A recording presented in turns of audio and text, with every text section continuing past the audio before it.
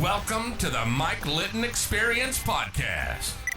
Mike has over 31 years experience in real estate, finance, and investing. He's passionate about being a father, a teacher, a realtor, an investor, and a leader. Everyone has a story, and our passion is to help them tell it. And now, introducing the host of the Mike Litton Experience, Mike Litton. So what can you expect from the Mike Litton Experience? You can expect stories that will inspire, motivate, advice that will sharpen your focus, and expert information on real estate, finance, and market conditions.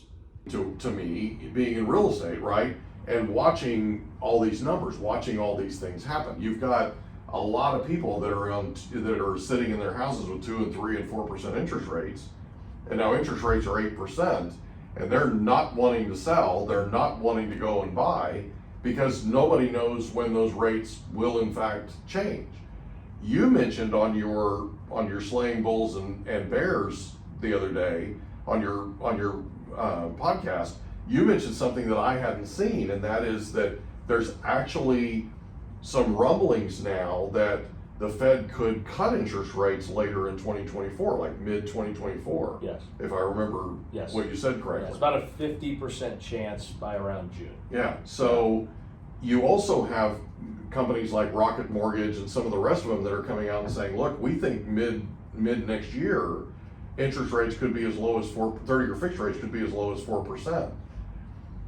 This is an interesting time that we're in right now because to me, and I may be completely wrong here, but to me, it feels like we're sort of in this weird place in terms of housing where we're just not quite sure what's coming next. Now, foreclosure filings are up 34% last month, year over year, but foreclosure filings last year were so far down that 34% is really, it sounds significant, but it's really not that significant in the 100% is zero is zero. In the general scheme of things, you know what I mean? So it's interesting to kind of watch a lot of this happen. And in California in particular, we were just having a conversation the other day, myself and a number of investors were just having a conversation the other day about how being a landlord in California is almost a disincentivized thing now. I've been in the real estate industry now for 30 plus years, 32 coming up in February, and I used to work in what we call the REO market, which is real estate owned, is the term, and it's basically banks that own property that they foreclosed on, that then they come to somebody like me and have me market it. I spent a great deal of time because of that in unlawful detainer hearings in court in San Diego. And one of the things that happened the other day was I had an investor that I worked with on a property that was evicting a squatter. And I was involved as a witness, I was involved in this unlawful detainer hearing. What was interesting to me, and I mentioned this to the group that I was talking to, is the difference between what you had before in terms of how the court looked at landlords versus tenants versus what they do now post-COVID is markedly different. Right. They are trying everything they can think of from the bench to find a loophole here or there or something that was filed incorrectly or whatever on the landlord side to try to make sure that the tenant doesn't have to move. And we're talking people that are squatters that this particular squatter hadn't made a rent payment in 5 years. Right. That's a problem.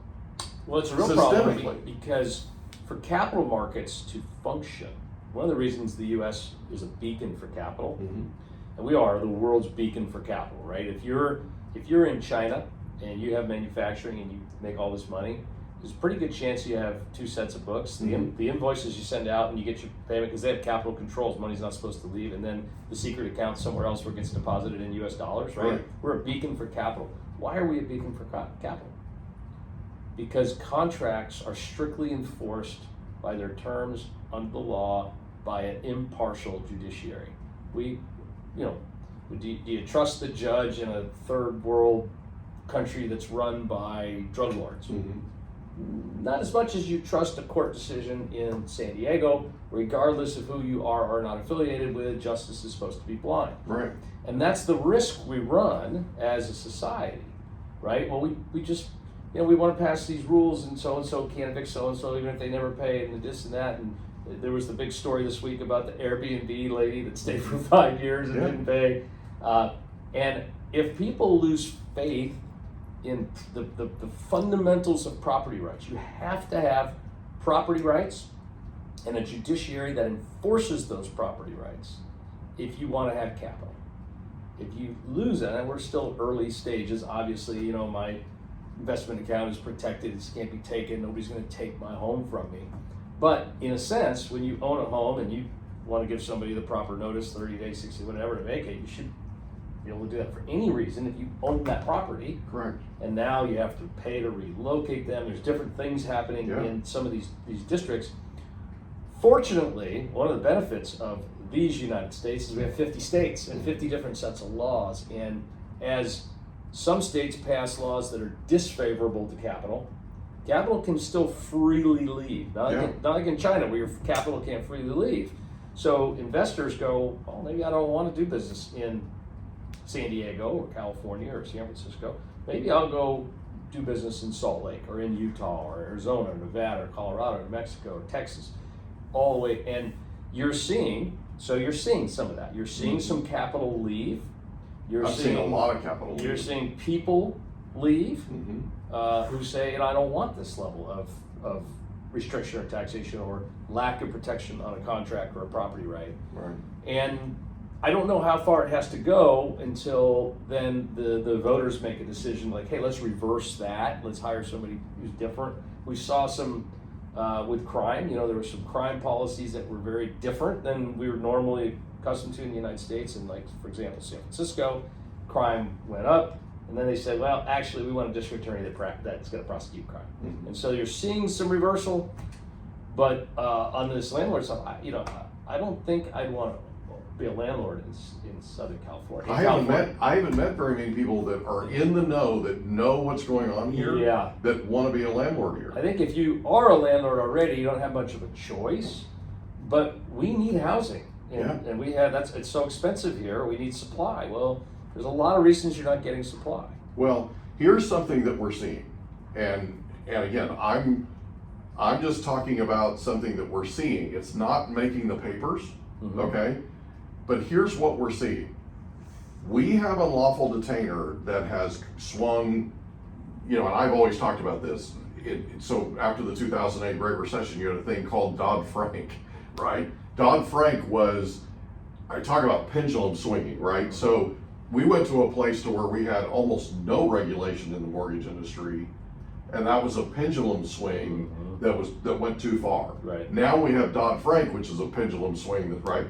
This is what's happening with unlawful detainer.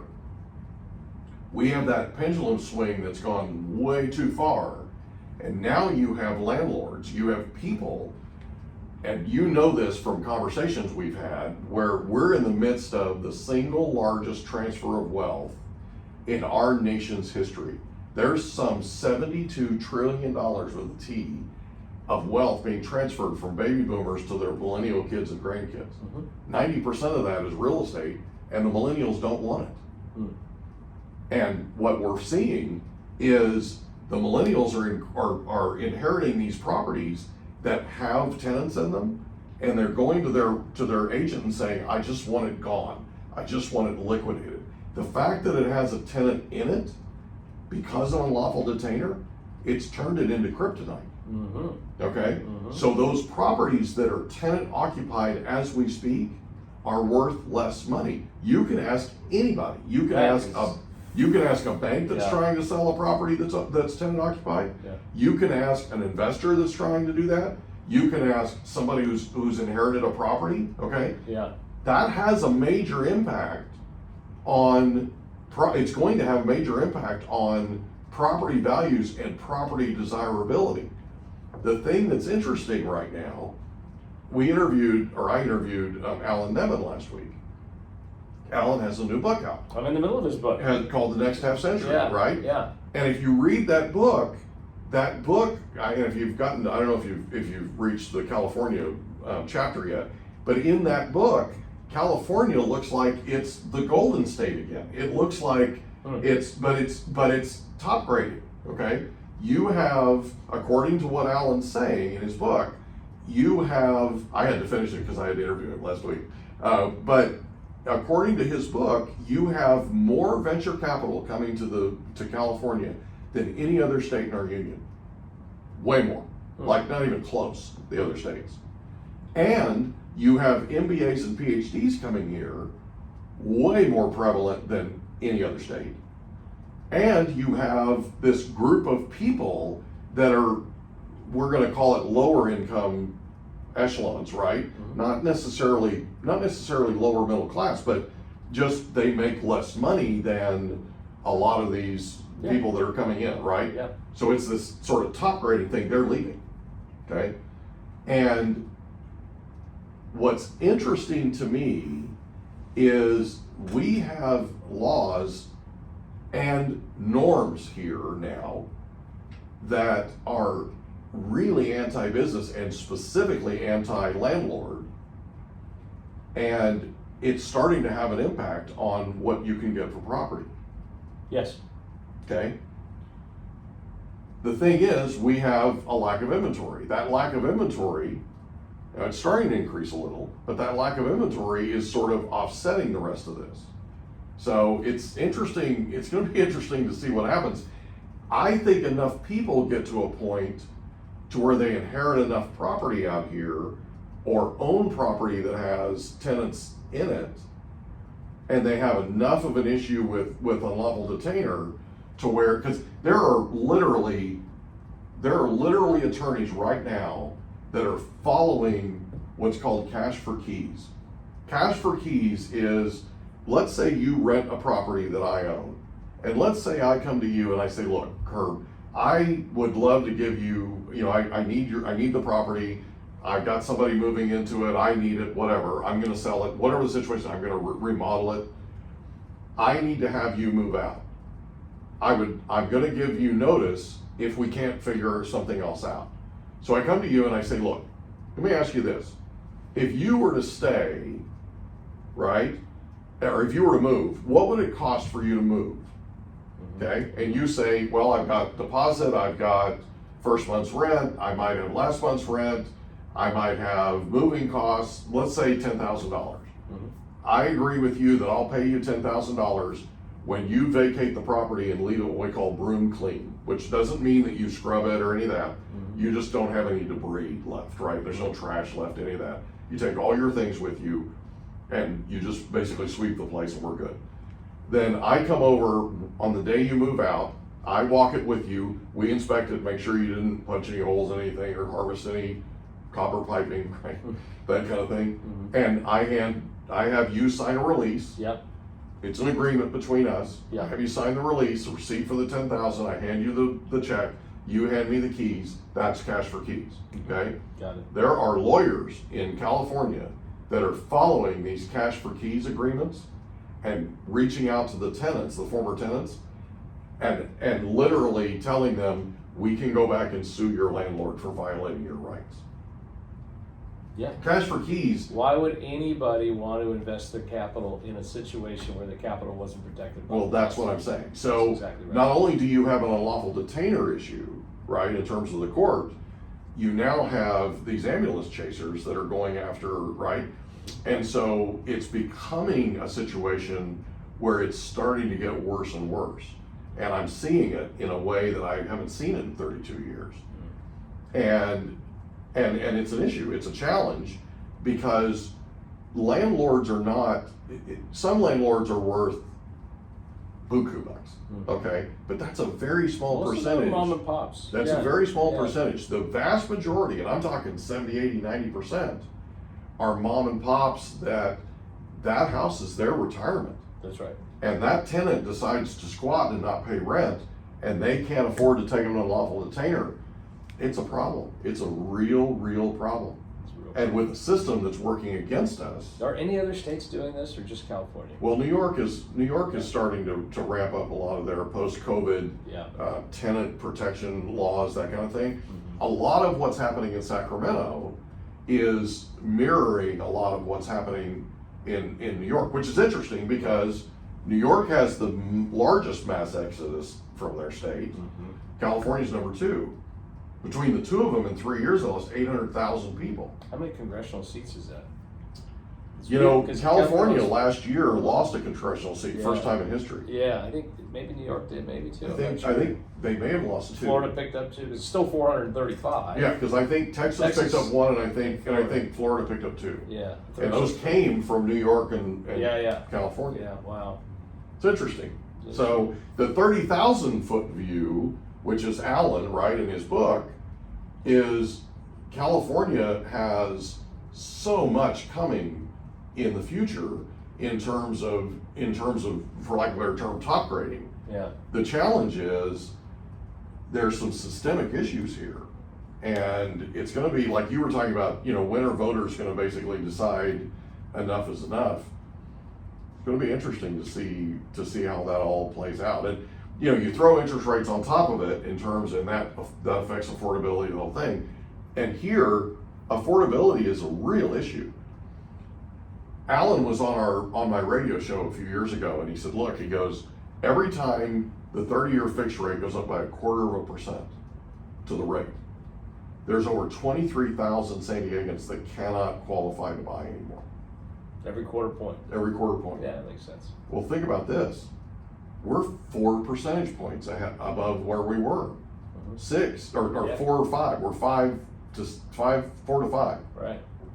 That's a lot of California. That's a lot of San Diegans, man. It sure is. It really is. Yeah, that's true everywhere too. So let's talk about this. We're talking about interest rates. Yep.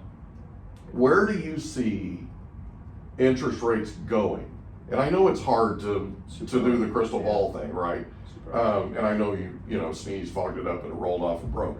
But based on what you're seeing right now, and based on your podcast on Monday, where do you think potentially interest rates could be headed?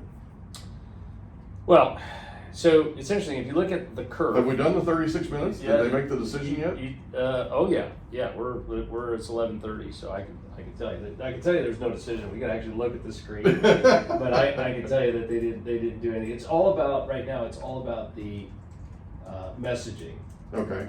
And they have to send the message that no change. Okay. But they have to send the message, and we'll see what the markets. The markets are up, so it must have been a pretty decent message, and the yield on the 10-year is down to 4.79. So they're keying off of the commentary. Yeah, they're keying off the commentary, and he's speaking now, and I'll watch it when we're done. But so if you think about the yield curve, right? Mm-hmm. So what's the yield? 30-year, 20-year, 10-year, 5-year. A normal curve is the short-term rates are low, the long-term rates are high. Right. That's normal. When the short-term rates go above the long-term rates, you know all this. Inverted yield. We call it inverted yield curve. So the Fed controls that short-term rate, right? So they're raising, and that's why money markets pay so well right now, and CDs and all that kind of stuff.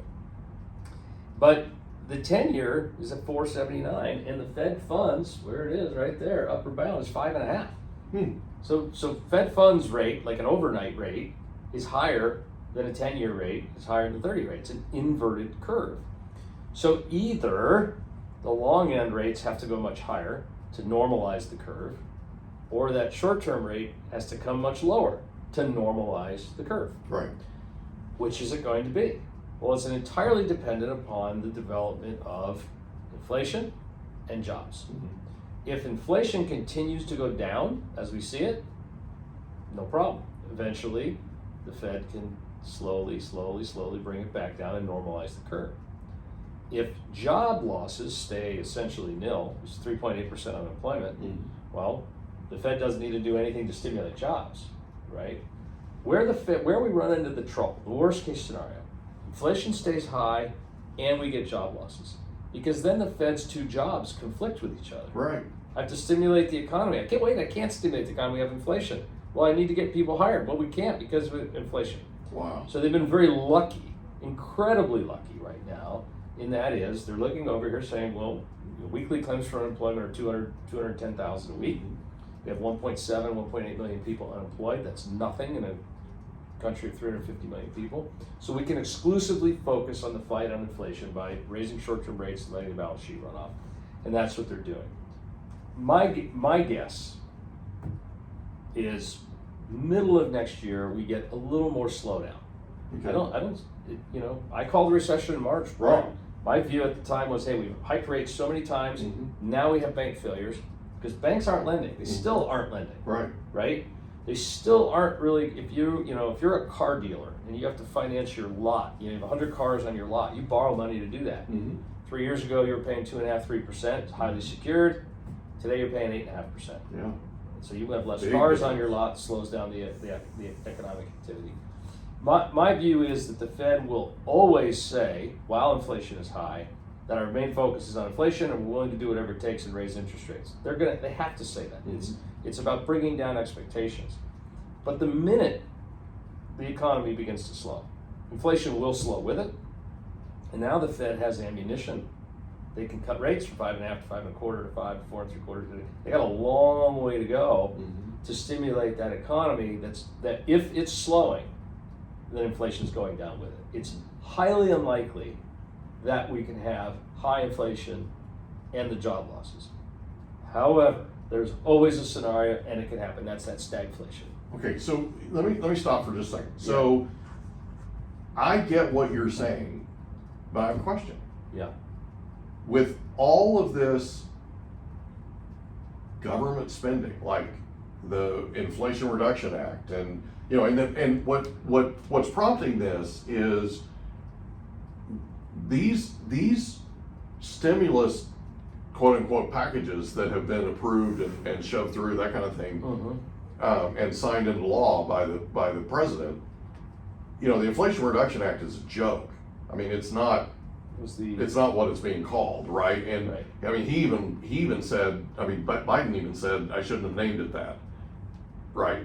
That whole thing was, let's get it out the door. Let's get it into law. Our most profitable industries is technology, right? And we lead the world in technology companies. It's one of the reasons the S&P 500 and the NASDAQ are outpacing everything, right? It's the big giant. Well, the NASDAQ's up 28% so far this year. It was. Well, it was, yeah. Big giant. Yesterday, I think tech companies, right? So they have very high profit margins, gross, net, everything about them. So part of that act is just to give them money. Simple. Well, chips, right?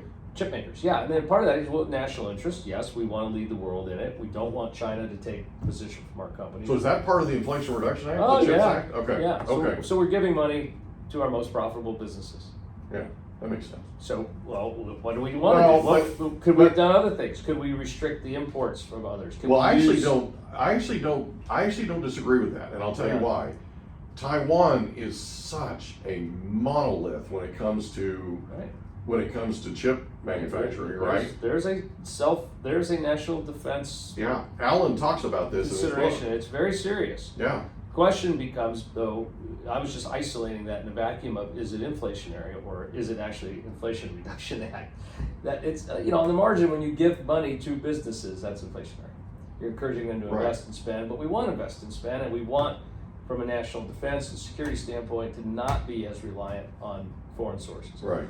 Now, the GDP goes up. Yes. Versus we talked about it for years, not being reliant on foreign sources of energy, and yet we're still reliant on foreign energy. Yeah, that does not compute with me. But I'm from the oil patch, so right. Well, you live in the oil patch. There's more proven reserves in California's Central Valley than in some of the places in the Middle East. We just don't take them out of the ground. Yeah. It just, that boggles my mind. The whole thing just.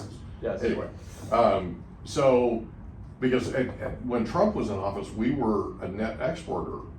We were, and one of the things we have, this country is blessed with natural resources. Yeah. You think about countries in the news right now, like say Israel, there's like no natural resources, right?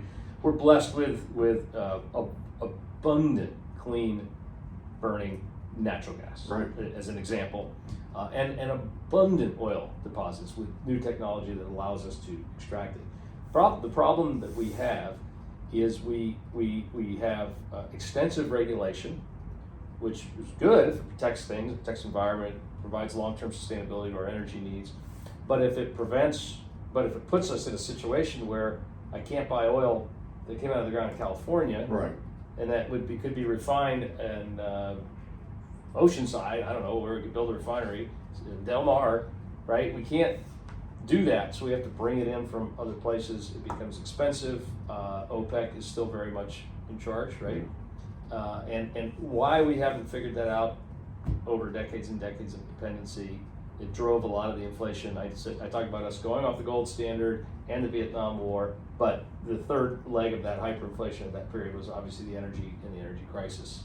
And our lack of oil embargo, the whole thing. But we have the technology. I mean, just up the road here, we had a incredibly clean nuclear plant. San Onofre.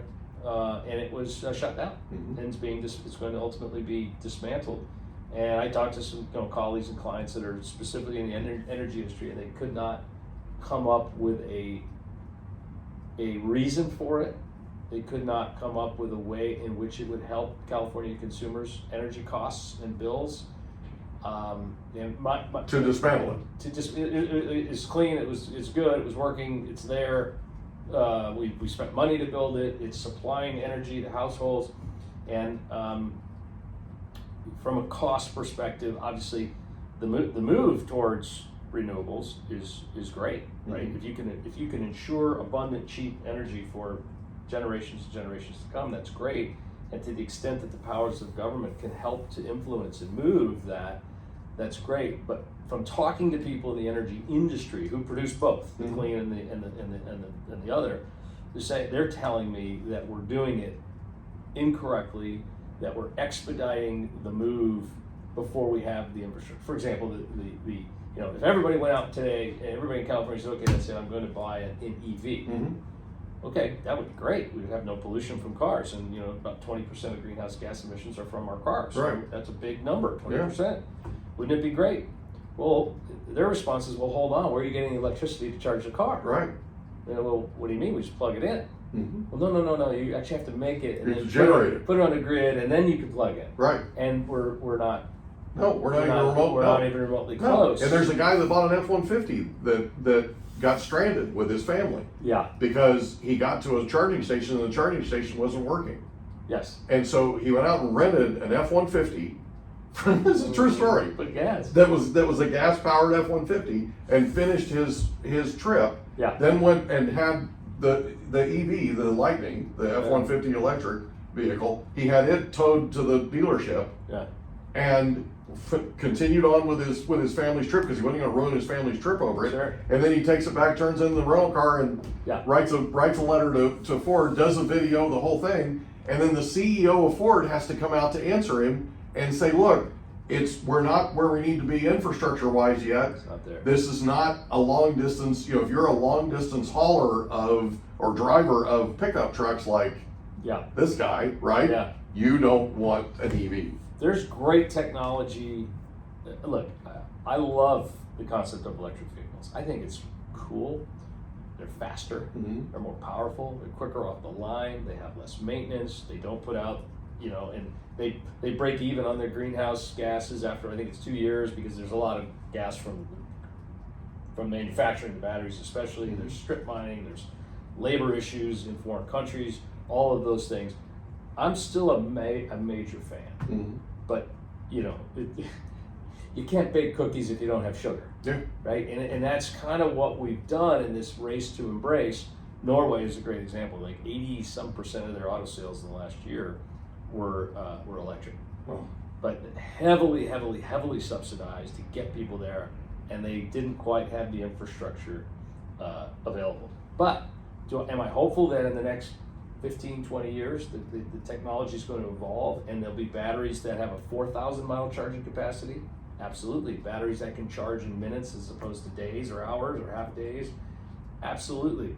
But I think that the way to get there is through market-based incentives, which the government can guide through legislation, but the way we've done it was just, we didn't do it right. Yeah. Wouldn't it be great if we incentivized the construction of electrical generation facilities domestically and an updating of our infrastructure through the tax code, so that private equity capital said, wow, that's a great deal. Mm-hmm. Let's go build another San Onofre. Yeah. And there's incentives there, and instead we're dismantling a San Onofre or natural gas plants that would generate electricity from natural gas, which is clean. Mm-hmm. Now somebody might call and say it's not clean. I get it, but I think on a relative basis, it's one of the cleanest It is. that we have.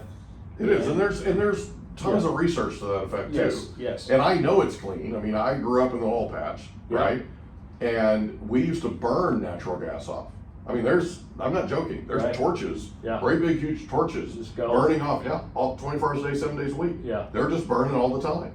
And they had to do that because you generate natural gas when you generate oil. So when you produce oil, in that structure of carbon, okay, is gas that has built up. That gas has to be released in order to generate that oil production. So you have both, right? You also, by the way, generate something called salt water, which is an offshoot of a byproduct, if you will, of oil production. And that salt water, if it leaks, it kills your farmland.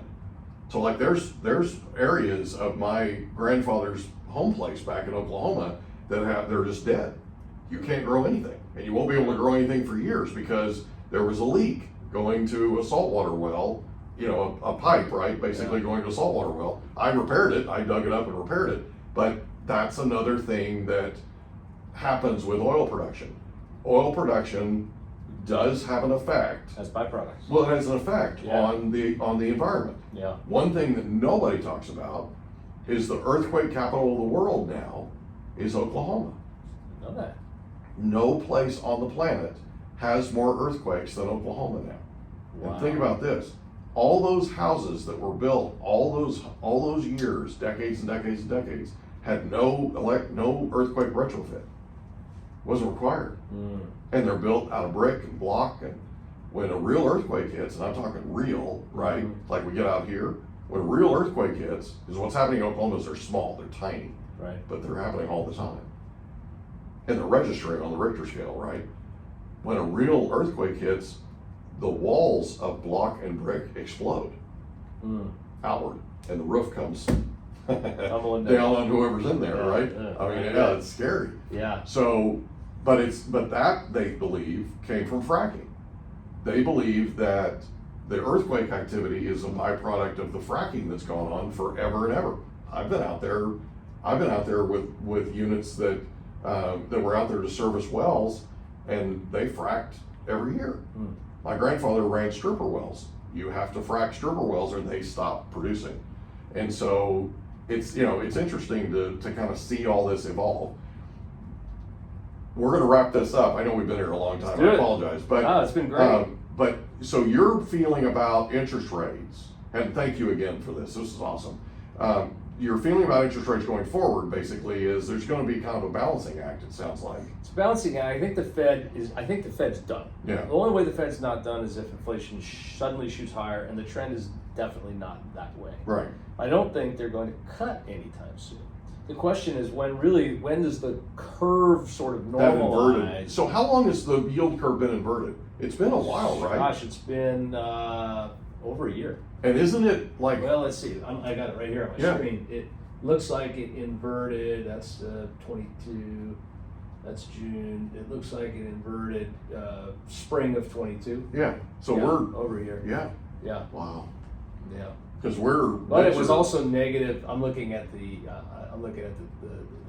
3 month to the 10-year for my inversion. Some people do 2-year, 10-year. Yeah. But the 3 month to the 10-year inversion was almost 200 basis points earlier this year. Now it's only 66 basis points. So it's adjusting. Yeah. Well, it's what's happened is short-term rates haven't come down. Right. The longer-term rates now have gone up, which now translated into your 8% mortgages. Right.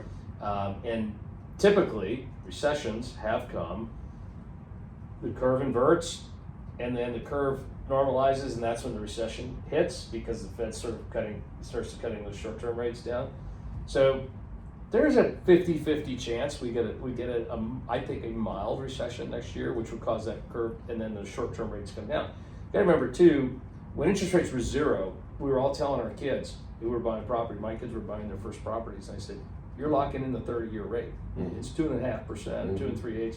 And their friends, the mortgage brokers, are also in their 20s. Are saying, "Why would you do that? We got a 5-year ARM at 1 1/8." And I said, "Dad knows, because Dad remembers 8-10% mortgages." So they were able to do that. I think your industry goes back to everybody buying an ARM, right? Well, that's where we are now. And you're there now. But if those rates, short terms, can come down a little bit, and they go, well, and then then of course rates, or they go, we're going to pay 8%, but it's only a couple of years till the next recession. I'll be able to refinance at that time and all that kind of stuff. Because in the end, we all have to have a place to live. What we're hearing right now from every single person that's in the market to buy a house, every single person, and I'm talking not my clients necessarily, but clients of realtors that I'm talking to, people I'm coaching, mentoring, helping, that kind of thing. They are literally hearing from every single person, interest rates are going to drop, so we're just going to buckle down, buy at 8%, do a 30-year fixed rate, and then refinance later on next year. They are careful about thinking that interest rates could go higher. And so I think there's some PTSD from the Great Recession. Still going on. And they can go higher. I mean, where people, there's a risk. The other thing we're seeing is people are doing pledged asset lines. Pledged asset lines, they take stocks they've had for decades and decades at very low basis. They don't want to sell and pay capital gains. They put them in a brokerage account. Brokerage companies have a bank affiliated, and then that bank will give you this pledged asset line, which is based off the SOFR rate plus a margin, which would be a variable rate. As the Fed funds goes down, when and if it does, then the SOFR goes down as well. And so therefore they're able to go out and buy properties, make an all cash offer using those lines.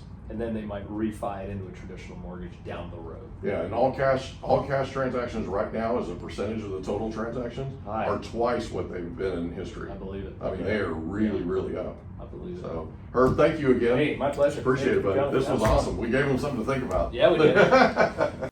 We hope you enjoyed another episode of the Mike Litton Experience. If you did, do us a favor, smash that subscribe button, tell your friends, family, and coworkers about our program, and wherever you get your podcasts, please leave us a rating. It helps us to connect with quality people just like you. And that's a wrap. Another episode of the Mike Litton Experience in the books. Reach out to Mike on Instagram at Litton Realty. Want to meet with Mike? Check out calendly.com/Rio760.